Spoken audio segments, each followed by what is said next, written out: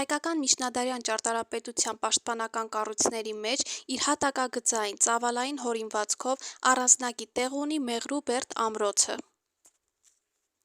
Գտնվում է Սյունիքի մարզի Մեղրի քաղաքում, տեղակայված է քաղաքի մեծ թաղի հյուսիսային կողմում, լեռնաշղթաների դժվարամատչելի գագաթներին, փայտաձև ընդգրկելով բնակավայրը, ապահովելով քաղաքի հուսալի պաշտպանությունը հյուսիսային, արևմտյան և արևելյան կողմերից։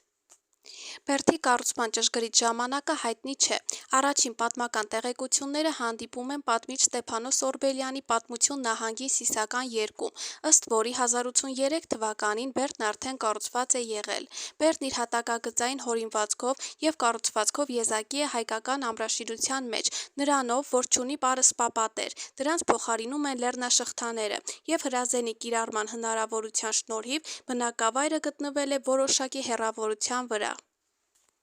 Մեղրուբերդը բաղկացած է 6 աշտարակներից։ Իրենց հատակագծերով Բերդի 6 աշտարակները երկու տեսակի են՝ ուղղանկյուն և կլոր։ Ուղղանկյուն հատակագիծ ունեն 2, իսկ կլոր հատակագիծ 4 աշտարակները։ Կլոր հատակագծով աշտարակներից 3-ը տեղադրված են արևմտյան, մեկը արևելյան լեռնաշղթայի վրա։ Դրանց հատակագծերը կանոնավոր շրջանագծեր են՝ 5,5 մետր արտաքին տրամագծով և պատերի նույն հաստությամբ՝ 1 մետր։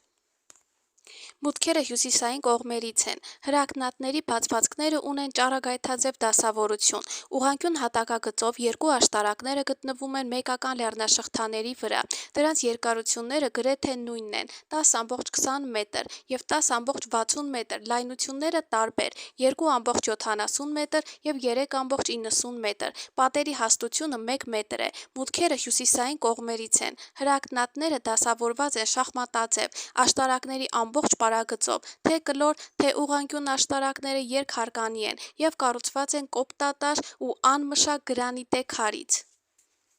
Պատերի մեջ աշտարակների ողջ պարագծով որպես սեյսմակայուն գոտիներ մի քանի շարքով օգտագործվել են կաղնու փայտե հեծաններ։ Աշտարակների կայունությունը առավել ուժեղացնելով՝ պատերը դեպի վերև, դրսի կողմից նեղանում են, իսկ ներսի կողմից ուղղաձիգ են։ Աշտարակների հրակնատները ունեն միևնույն կառուցվածքը, ուղղանկյուն բացվածքներով են, տարբեր բարձրությունների վրա և աշտարակների ամբողջ շրջագծով։